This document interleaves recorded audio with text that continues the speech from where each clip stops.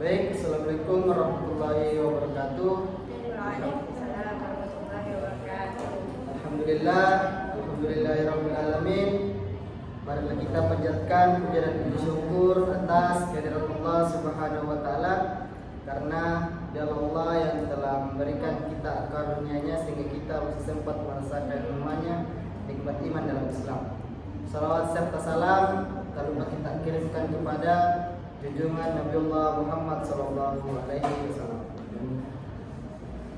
Baik, kami dari kelompok 10 ingin mempresentasikan materi kami yang berjudul tentang isu dan tantangan dalam pengembangan kurikulum. Saya selaku moderator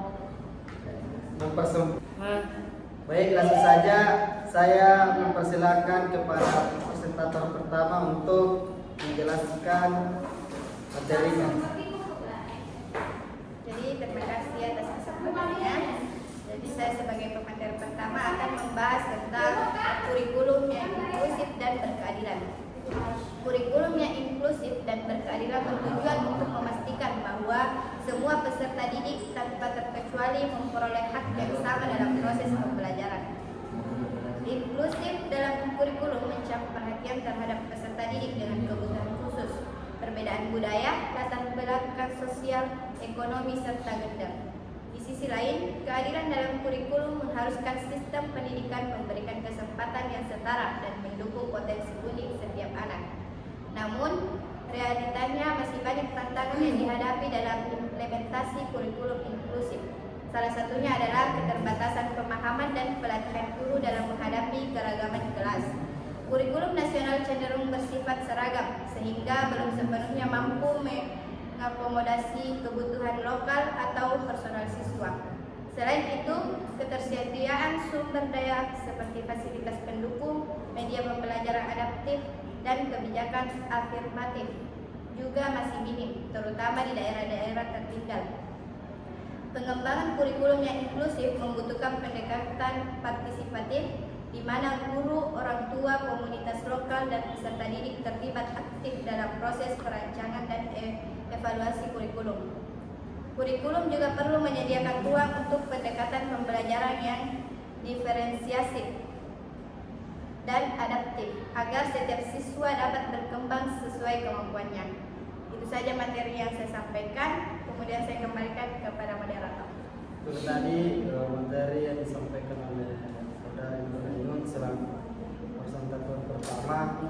Langsung saja saya alihkan ke presentator kedua untuk menjelaskan materinya.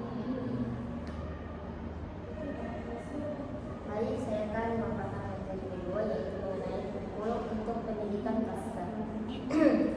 Dalam era globalisasi yang penuh dengan tantangan moral dan sosial, pendidikan karakter menjadi fondasi dan dibagi membangun generasi masa depan. Kurikulum harus mampu tidak hanya mentransfer pengetahuan dan keterampilan, tetapi juga membentuk nilai-nilai di kejujuran, tanggung jawab, empati, toleransi, dan juga cinta tanah air. Namun, penerapan pendidikan karakter dalam kurikulum seringkali masih bersifat formal dan simbolik. Nilai karakter hukumnya hanya diajarkan dalam mata pembelajaran pendidikan Pancasila atau agama tanpa integrasi nyata dalam seluruh aspek pembelajaran. Nah, padahal karakter tidak dapat dibentuk hanya melalui teori, melainkan perlu dikuatkan melalui keteladanan, kebiasaan, dan pembelajaran kontekstual. Namun, lainnya adalah kurangnya konsistensi dalam lingkungan sekolah dan masyarakat. Misalnya, ketika siswa diajarkan tentang nilai toleransi di sekolah, tentang kebutuhan lingkungan sekolah, mereka menghadapi realitas diskriminasi atau kekerasan. Maka nilai tersebut sudah diinternalisasi. Oleh karena itu, kurikulum karakter harus didesain secara holistik, lintas disiplin, dan melibatkan seluruh pemangku kepentingan, termasuk guru, kepala sekolah, orang tua, dan komunitas. Pembangunan kurikulum karakter juga harus disesuaikan dengan konteks lokal dan kebutuhan peserta didik, sehingga nilai-nilai yang diajarkan tidak hanya bersifat universal, tetapi juga relevan dengan kehidupan sehari-hari siswa. Itu saja materi saya paparkan, saya alihkan ke moderator. Baik, itu tadi materi yang disampaikan oleh presentator kedua. Langsung saja saya selaku presentator ketiga akan membacakan materi saya, yaitu adaptasi kurikulum terhadap perubahan sosial dan teknologi. Perubahan sosial dalam kemajuan teknologi merupakan kenyataan yang tidak dapat dihindari munculnya revolusi industri 4.0 pandemi global serta transformasi digital telah mengubah cara manusia belajar, bekerja, dan berinteraksi. Oleh karena itu, kurikulum harus mampu beradaptasi secara cepat dan fleksibel untuk menjawab tantangan zaman tersebut.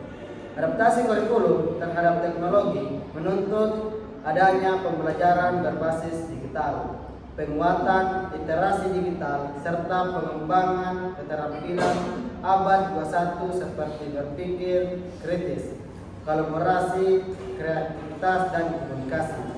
Namun, tantangan utama dalam konteks ini adalah kesenjangan akses terhadap teknologi di antara peserta didik, terutama di daerah 3T, tertinggal, terdepan, dan terluar.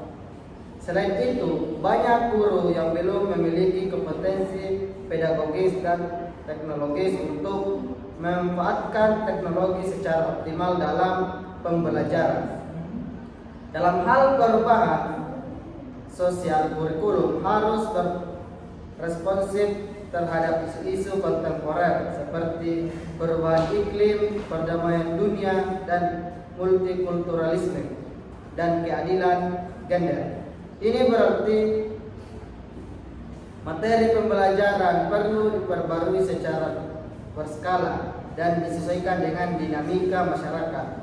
Namun, pembaruan kurikulum sering kali terhambat oleh proses birokratis yang panjang dan resistensi terhadap perubahan. Strategi adaptif dalam pengembangan kurikulum antara lain mencakup penggunaan kurikulum berbasis kompetensi yang fleksibel, integrasi teknologi sebagai alat bantu dan bukan tujuan akhir, serta kolaborasi dengan sektor industri dan komunitas untuk memastikan relevansi pembelajaran dengan kebutuhan real dunia kerja dan masyarakat. Mungkin itu saja materi yang saya bisa sampaikan, kurang dan lebihnya mohon dimaafkan. Kami dari kelompok 10 pamit undur diri. Assalamualaikum warahmatullahi wabarakatuh.